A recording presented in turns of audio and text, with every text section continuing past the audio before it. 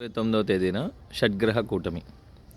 మీనరాశిలో ఈ షడ్గ్రహ కూటమి 20, 30 2 రోజులు ఉంటుంది. మార్చి 29వ తేదీన మీనరాశిలో అరుదైన శక్తివంతమైనటువంటి షడ్గ్రహ కూటమి అంటే 6 గ్రహాల యొక్క సంయోగం సంభవిస్తుంది.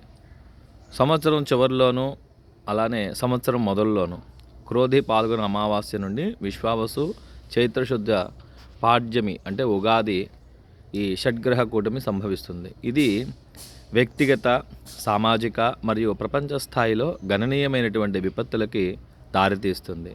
ఈ గ్రహ కూటమి వలన సునామీలు మరియు భూకంపాలు వంటి ప్రకృతి వైపరీత్యాలతో పాటు వైరల్ వ్యాప్తి, ఆర్థిక సంక్షోభాలు మరియు ఆరోగ్య రుగ్మతలతో సహా తీవ్రమైనటువంటి ఆందోళనని కలిగిస్తుంది. సూర్యుడు, చంద్రుడు, బుధుడు, శుక్రుడు, శని, రాహువులు మొత్తం 6 గ్రహాలు ఒకే మీనరాశిలో ఉంటూ ఉన్నాయి. సంయోగంలో 6 కీలకమైన గ్రహశక్తులు ఉంటాయి. వీటి వలన ప్రకృతి వైపరీత్యాలు సంభవించేటువంటి అవకాశం ఎక్కువగా మనకి కనిపిస్తూ ఉంది. ఏప్రిల్ 13 వరకు పంచగ్రహ కూటమి కొనసాగుతుంది.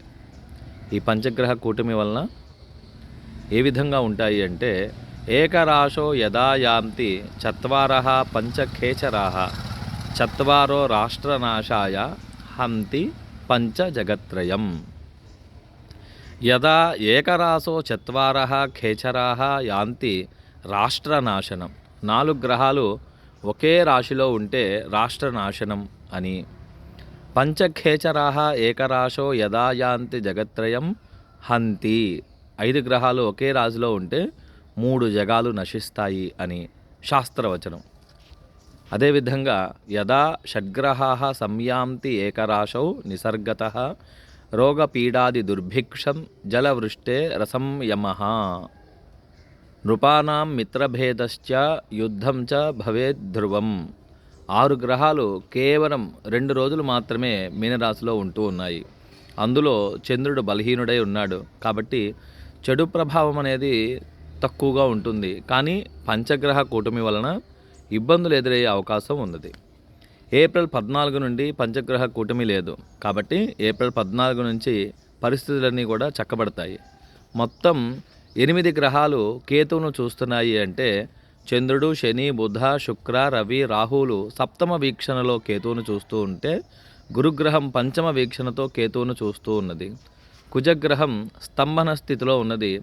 చతుర్థ వీక్షణతో కేతువును చూస్తూ ఉన్నాడు. శనిగ్రహం తృతీయ వీక్షణ నుండి గురుగ్రహాన్ని చూస్తూ ఉన్నాడు. అంటే కేతుగ్రహం ఒక రకంగా ముఖ్య పాత్ర పోషిస్తూ ఉన్నది అని మనకి అర్థమవుతూ ఉంది. జల విపత్తులు, సునామీలు, అకాల వర్షాలు, భూకంపాలు, భయంకరమైనటువంటి వైరల్ ఇన్ఫెక్షన్లు, భారీ ఆర్థిక నష్టాలు, కొత్త యుద్ధాలు ఇలా ఎన్నో మనం ఊహించని విపత్తులు ఈ షడ్గ్రహ కూటమి వలన జరగవచ్చు. నివారణ చర్యలు ఏం చేయాలి అని అంటే ప్రతి ఒక్కళ్ళు కూడా ఈ సమయంలో అంటే మార్చి 29 ఈ రోజు నుండి ఏప్రిల్ 14 వరకు గ్రహ కూటమి యొక్క ప్రతికూల దోష ప్రభావాలను తగ్గించడానికి ప్రతి ఒక్కరూ కూడా దైవధ్యానం, అలానే దుర్గాదేవి స్తుతి, వేద క్రతువులను నిర్వహించడం, వేద పారాయణలు జరిపించడం, పురాణ పారాయణలను జరిపించడం, విష్ణు సహస్రనామ పారాయణలు, సుందరకాండ పారాయణలు, హనుమాన్ చాలీసా పారాయణలు తప్పనిసరిగా చేసుకోవాలి. భగవంతుని యందు విశ్వాసం పెట్టి ప్రతి పనిని చేయాలి. బాధ్యతల యందు శ్రద్ధతో, ఏకాగ్రతతో వారి వారి లక్ష్యాలని పూర్తి చేసుకోవాలి. మళ్ళీ ముఖ్యంగా ఒక సూచన ఏంటంటే యూట్యూబు, ఫేస్బుక్, ఇన్స్టాగ్రాము మరియు వాట్సాప్ మాధ్యముల యందు రాబోయే షడ్గ్రహ కూటమి వలన పలానా రాశి వారికి ఇబ్బందులు అని భయపెట్టే విషయాలని మనం ఏ విధంగానూ స్వీకరించాల్సినటువంటి అవసరం లేదు. ఈ షడ్గ్రహ కూటమి అనేది దేశారిష్ట యోగము గురించి తెలియజేయు అంశము. వ్యక్తిగత జాతకాలకి ఇది వర్తించదు. జై శ్రీరామ్. డాక్టర్ లక్ష్మీ శ్రీకాంత్ శర్మ.